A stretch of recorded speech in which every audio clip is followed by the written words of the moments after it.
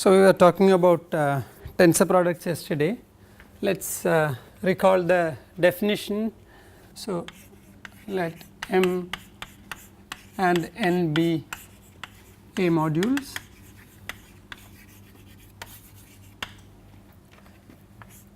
F be as many copies of A as number of elements of M cross N.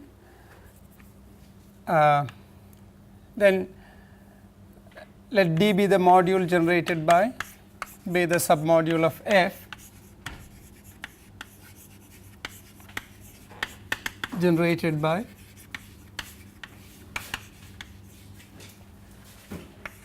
E x 1 plus x 2 y minus x 1 y minus x 2 y, E x y 1 plus y 2 minus E x y 1 minus E x y 2, E a x y minus a times x y, E x a y minus a times E x y.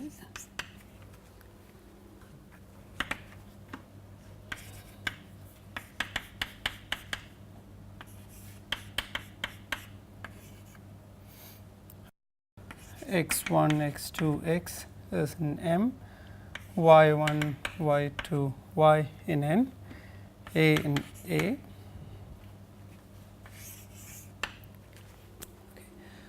And let D be so let us write T as F mod D. So, given any bilinear map, a bilinear map,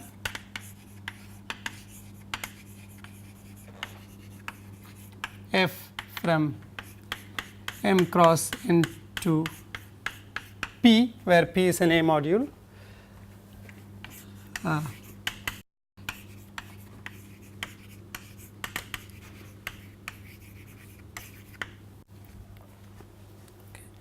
given any M cross N to P, F induces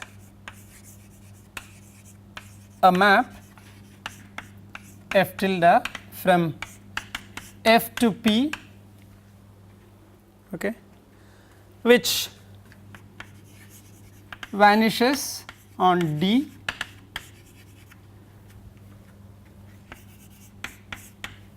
so therefore there exists F prime from F mod D, which is T, to P, or in other words what we have now is that I have given such that F prime of the image of each x y is equal to F of x y. Okay. This is in. So, let us set this notation.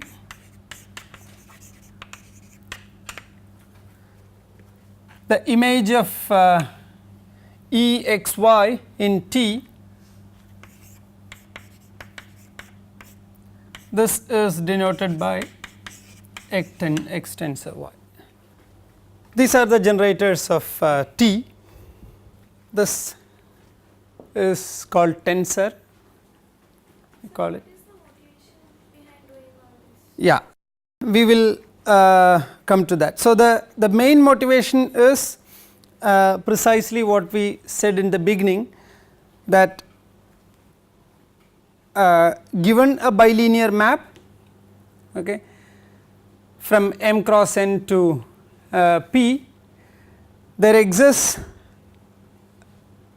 a unique module in which it filters through. What exactly do you mean by filters through? Filters through is, so if I have a map so this is I have m cross n to p. So we are looking for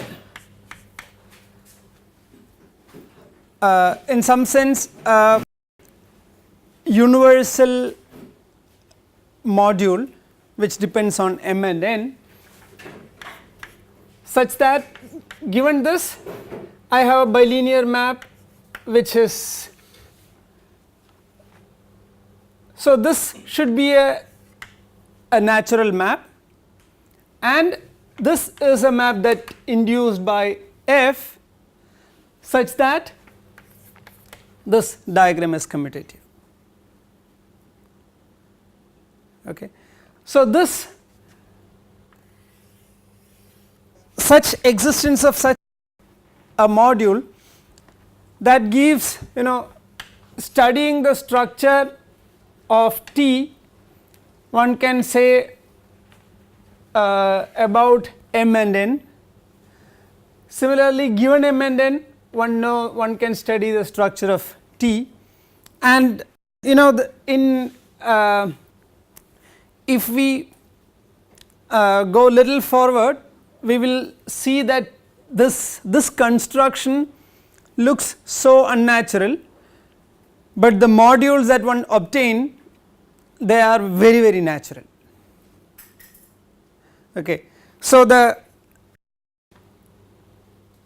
construction was probably, I mean, if you look back the history, the construction was done after realizing what the module is.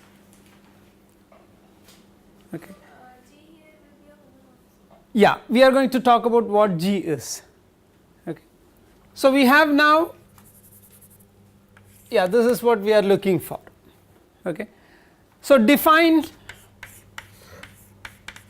there is a natural, you know, definition G of G from m cross n to T, G of mn, G of x comma y equal to,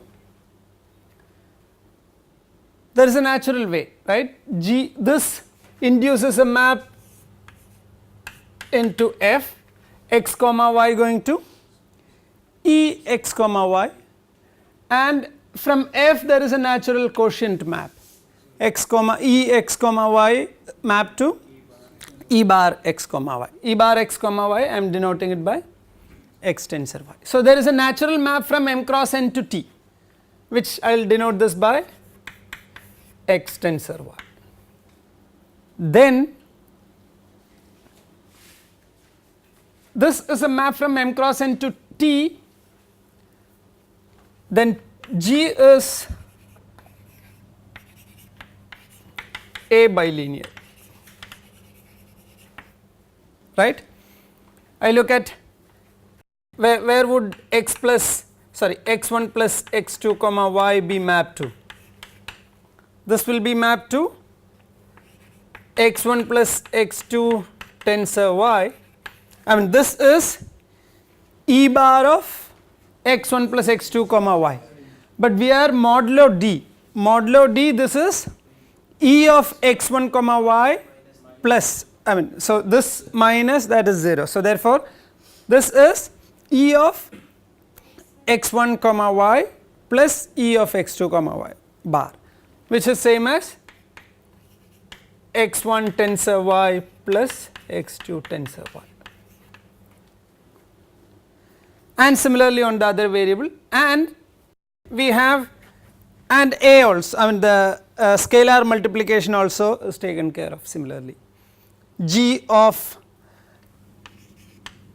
ax comma y is ax tensor y, but modulo d it is same as a times x tensor y. So therefore this G is an a bilinear map from m cross n to T, and by definition f prime composite G is f,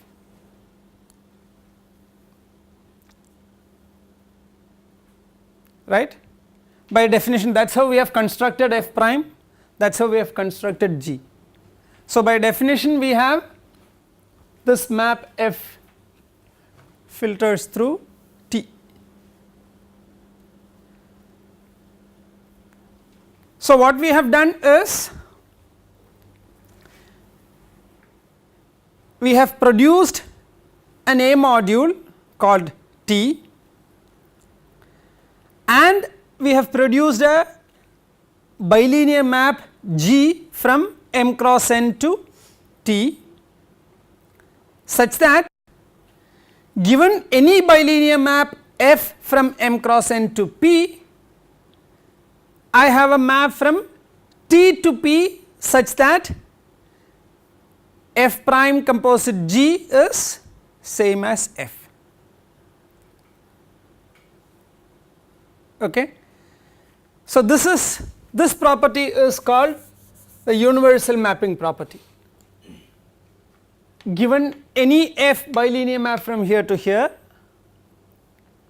there exists a map from this to this such that, so this is already there such that this is commutative, this diagram is commutative.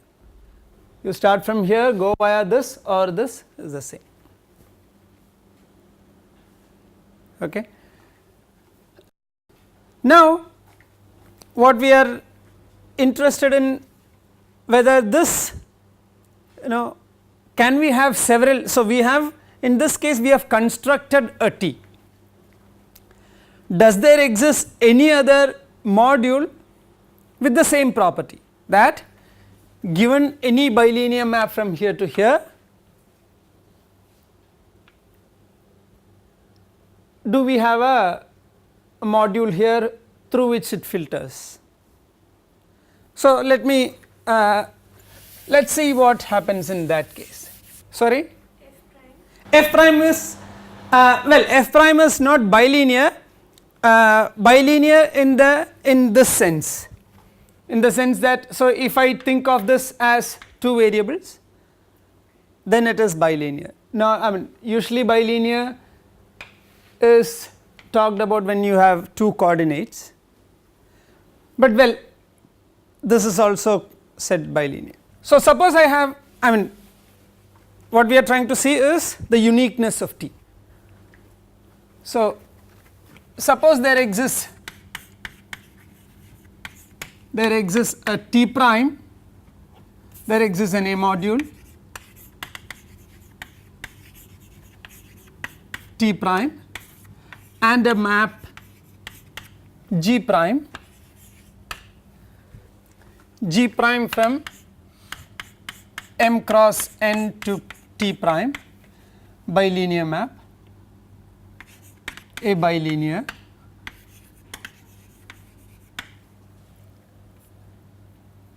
such that given any a bilinear map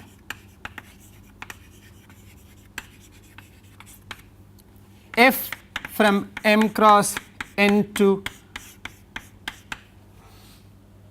P, so I have this is T prime, G prime, so this is F prime. There exists F prime from T prime to P such that F prime G prime is equal to F. Suppose you have another module T prime which satisfies the universal property, universal mapping property. We want to say that this is T prime is isomorphic to T. Okay. So how do I say that? See, these two, both of them are defined using a universal mapping property. Okay. So we have T prime is defined using this property, there exists a module T prime with G prime, a map from here to here, A bilinear, such that any such map filters through T prime. So we can replace this by our T. So consider the map. So we have two pairs, M cross N to T prime. So this is our G prime, this is our G. Okay. So first we have proved that this is our T, which is F modulo D, and this is T prime is the module that we have assumed which exists with respect to this property. Okay. There exists this module such that given any A bilinear map from M cross N to an A module P, there exists F prime such that the composition is F. So therefore our aim is to see if I have a map here and a map here. So let us take the first whatever we have proved here, take this to be P, okay. Given this G prime, I have a map from T to T prime, take P equal to T prime first, okay. Then there exists a map, let me call this J, from T to T prime such that,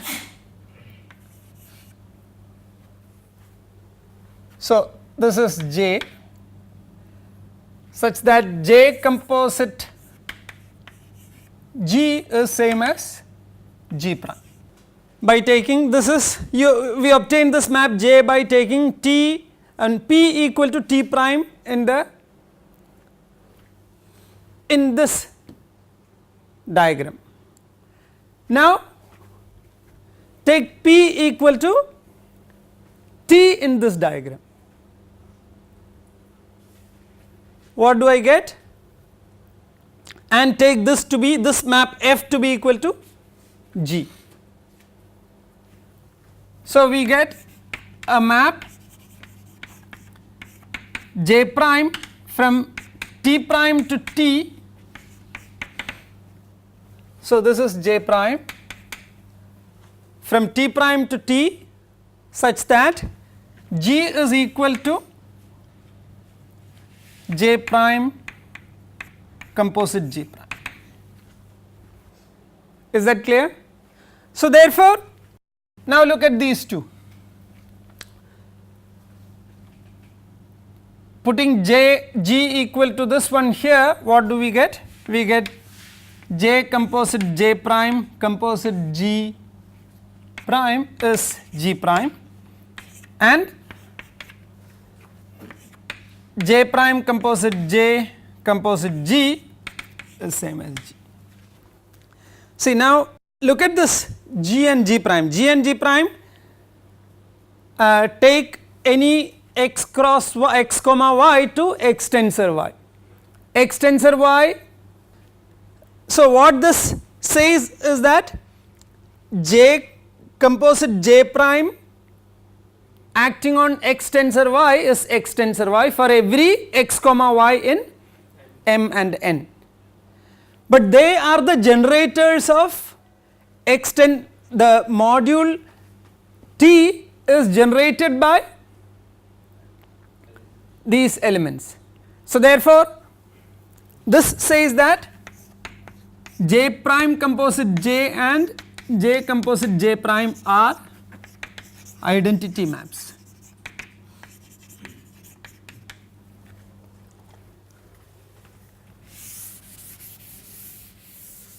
Which means J and J prime are isomorphisms.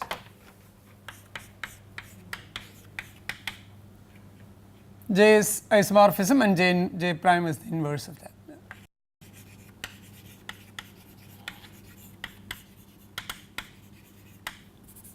which means T and T prime are isomorphic.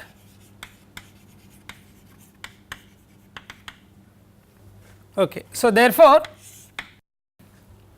let us write down what we have proved so far. Okay.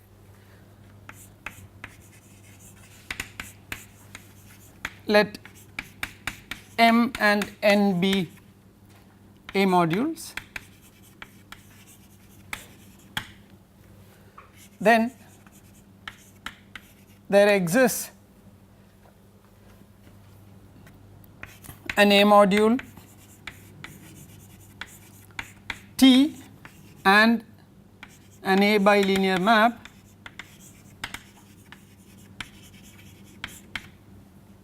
G from M cross N to T such that for any A module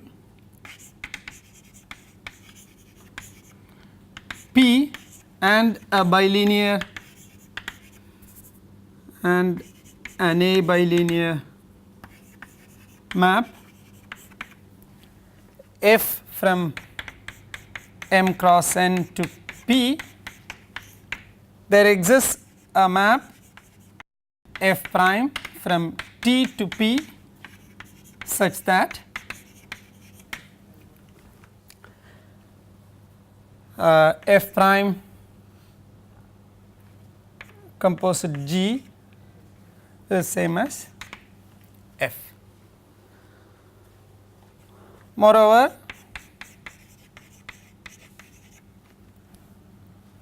such a module, if there exists another pair, another module T prime, an A module T prime and a bilinear map, A bilinear map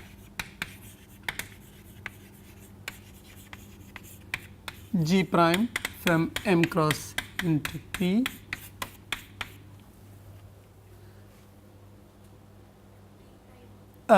T prime such that for any A module P and A bilinear map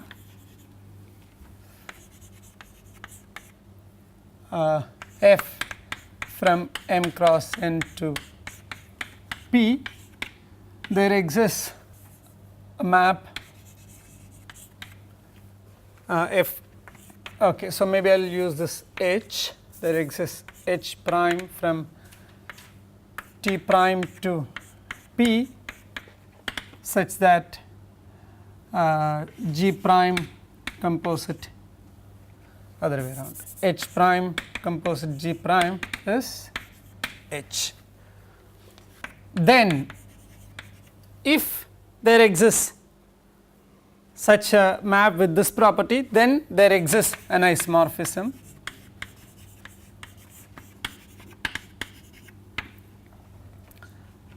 between T and T.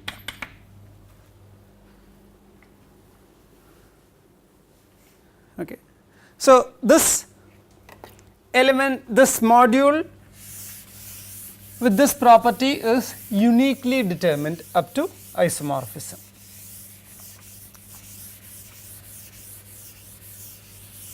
This module is so usually denoted by this T is usually denoted by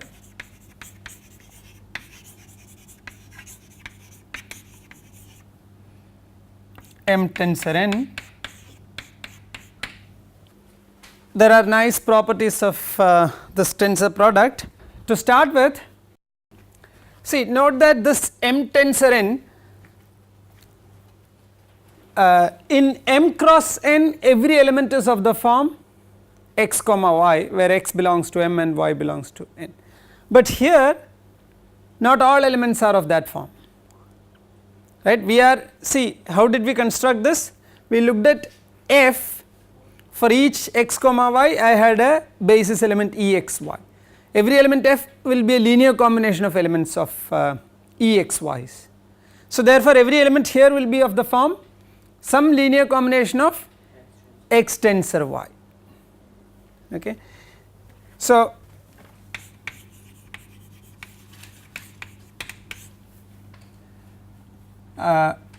m tensor n, this is summation ai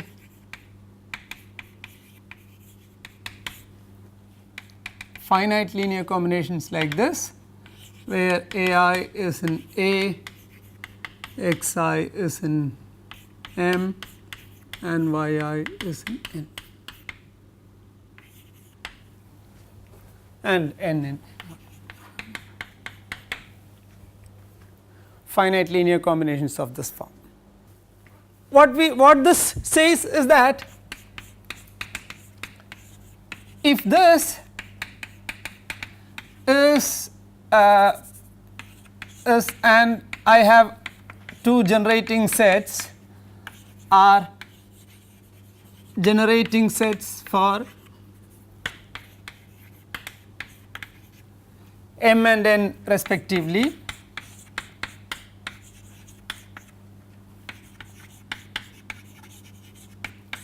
then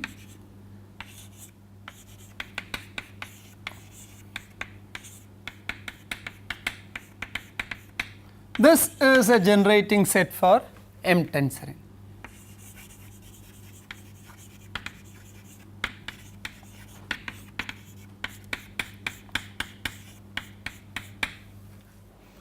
This x tensor y, we will, I mean, let me just take some note some properties, then I will take one or two examples.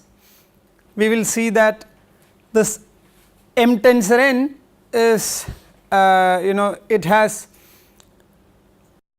slightly different meaning than what not just f. See, in the f we are just taking a free product of all as many copies of m cross n r. But here when we are taking modular relations, it becomes it becomes very different. We will see, we will come back to that. Okay. So if this is if these two are generating sets for m and n, then this is a generating set for m tensor n. So this says in particular, if m and n are finitely generated, then so is m tensor n. See, even if m and n are finitely generated, the module f that we were looking at is far from being finitely generated, right. In general, see, if you look at this f was direct sum of as many copies of or m cross like this. Even if your module m and n are finitely generated, this is far from being finitely generated, because there are each element is a generator, right. Each exy for x comma y in m cross n is a generator. M and n can be infinite, but they are finitely generated. Finitely, say for example you take z modulo z, I mean sorry, z over z. This is generated by one element, but if you look at in the so if your m is this also equal to n, then the free module f will have as many generators as elements in z, which is also same as z cross z. So this is far from being finitely generated. This is a huge module, but when we take modulus in nice situations, the module also becomes, the tensor product also becomes nice. Okay. So this in particular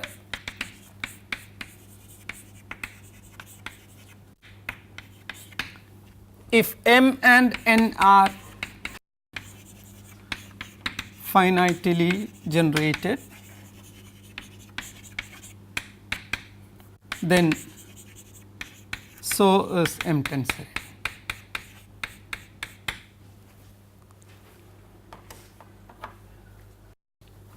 Now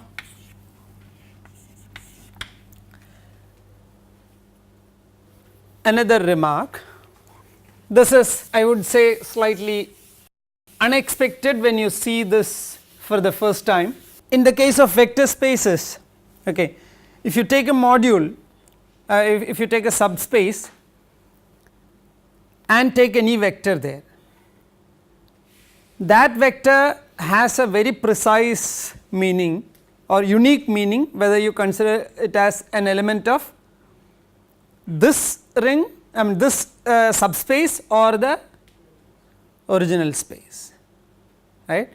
But that is not the case for modules. For example, if I take, say in the case of this is an element X tensor Y in M tensor N, okay.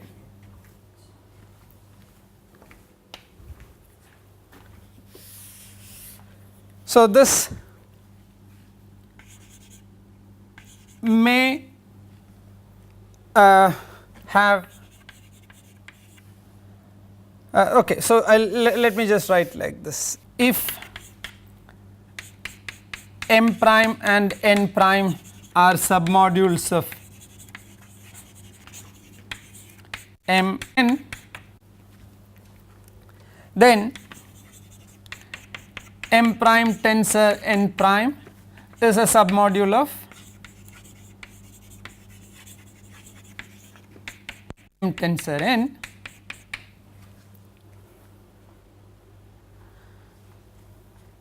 But now, okay, let us look at one example. Okay. Take A equal to M equal to Z and N equal to Z2, okay, and look at the element 2 tensor 1 bar in M tensor N.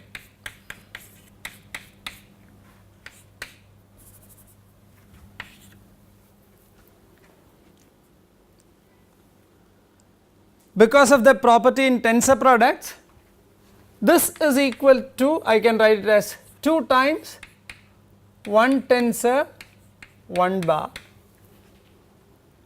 which is same as 2 times 1 tensor 2 times 1 bar, which is 2 bar, which is 0. But this is okay. So this is one thing. Suppose you take in M tensor N for any x, this is 0. I mean, so I have this representation, this is 0 as the additive identity of the module M tensor N. How do you see that? This is equal to X tensor 0 plus 0. By properties of tensor product, I have this is X tensor 0 plus X tensor 0. This is same as this. These are all elements of the module. So, add additive inverse of this on both sides, use associativity to say that 0 is equal to X tensor 0. So, if you look at this element X tensor 0, that is 0. Yes, 0 tensor Y is also 0 for every. Sorry? They should be unique. Yes. See, if you take for example, you take Z mod 5Z, okay. What is 5 bar? 0. What is 10 bar? 0. Okay. Yeah. they are all different representation, that is all. Okay. These are all different representations of 0. So, this is 2 tensor 1 bar is 0. Now, I take the submodule m prime equal to 2z. Sorry?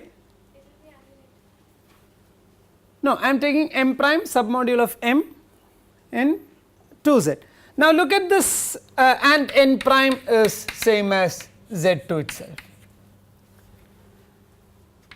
I look at, then this is there in m prime tensor n prime, right. Can we do the same thing in m prime?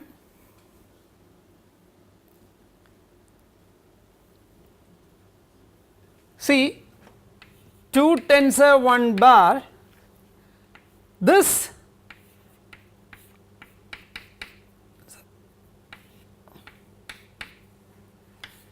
I cannot write like this in m prime tensor n prime, because this is not there, this element is not here. So, this equality does not hold in this module, this equality holds only here, not here. So, therefore, this is not equal to 0 in m prime tensor n prime. So, in this case, exercise, list the elements of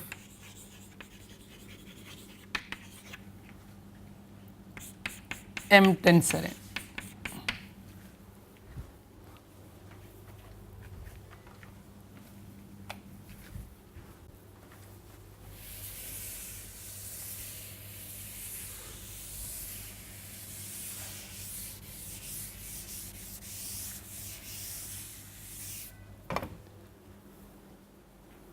You will get a hint on this when we do the next exercise. I have Zn, I have Zm,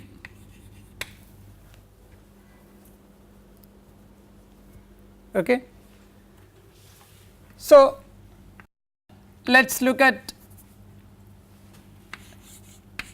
Zn tensor Zm. Okay. What would this module be? So, let us start with Z2 tensor Z3. So, let us look at the element 1 tensor 1,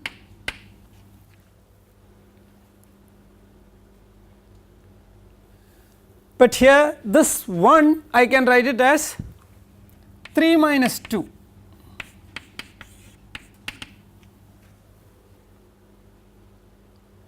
This is 3 bar tensor 1 bar minus 2 bar tensor 1 bar. What can you say about this element? This element, what is 2 bar? 0. This is, and this is, this is 0. This I can write it as 3 times 1 bar tensor 1 bar. But this I can send it to the other side and say that is also 0.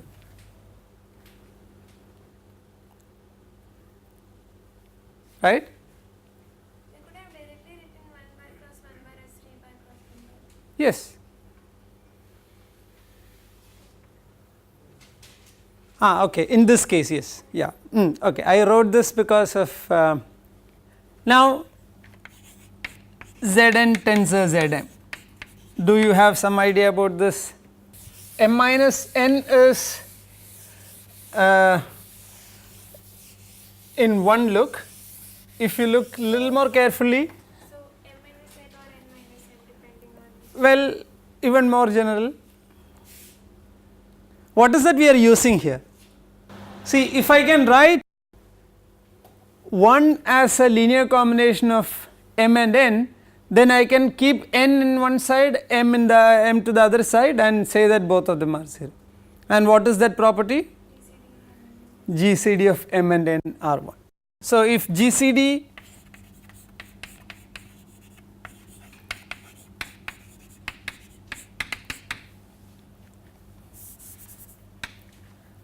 then I want to say that this is 0, right. How do you say that? You take any x bar tensor y bar, this I can write it as x times 1 bar tensor y bar, but 1 bar is some x times 1 bar is some Pn plus Qm tensor whole bar tensor y bar. This is same as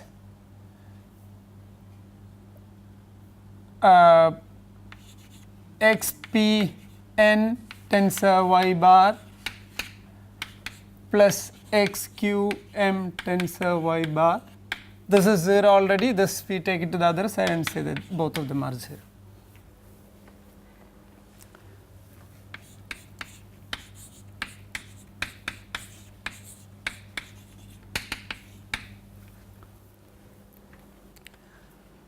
So in Zm cross Zn, Zm tensor Zn, you can make all the elements 0.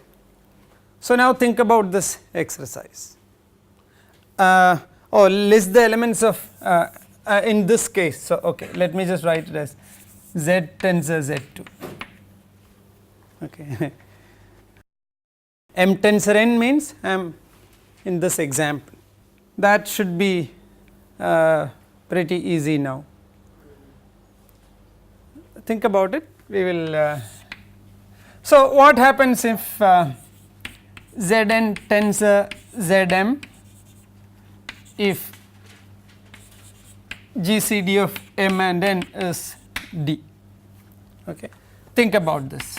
This is left as an exercise. Okay. Think about this. What module is this? See, this is again a Z module. This is a finitely generated Z module, right? So it has to be something that you can easily express. So think about it. What should this be? We will come back to that later. Okay. Will it be D? I can write it as linear combination of this. So what if there is no D? I mean, so okay, think about it. Okay, there is. It's not difficult at all. It's easy. Think about it. You had something similar in the case of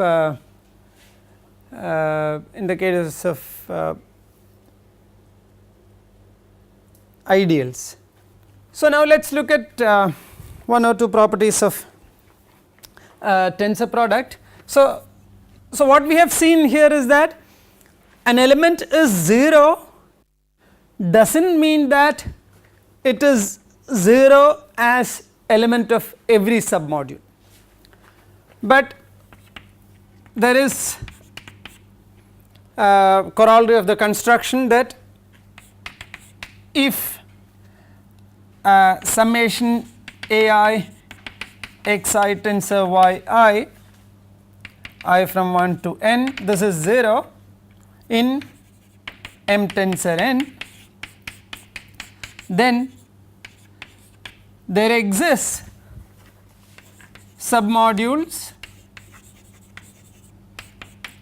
m naught and n naught of M and N respectively,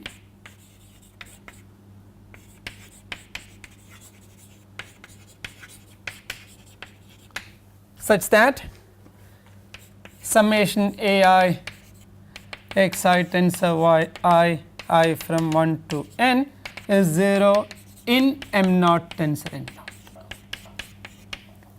So there exists some submodule in which this is 0.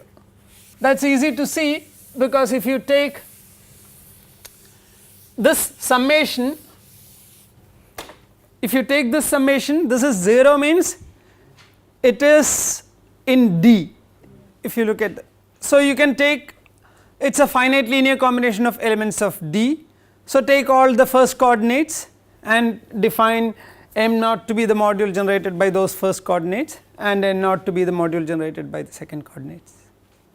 Okay. So, let me just write one of the basic properties of tensor product, that if I take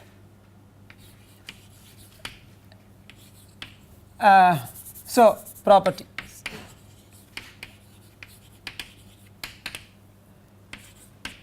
A tensor M is isomorphic to M, that is A tensor X mapping to A X, this is an isomorphism.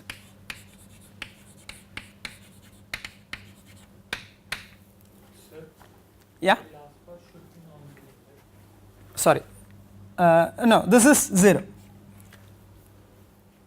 There exists a module where this is 0. See, earlier what we saw is that if this is 0, then that does not imply that this is 0 in every submodule, but here we are saying that there exists a module in which this is 0. Okay. There could be modules where this is non-zero, submodules with this being non-zero, but there exists at least one module in which this is 0. Yeah. So, this is, you have again all these, you have a map from M to M cross N to M tensor N. Okay. Now, if I take a submodule K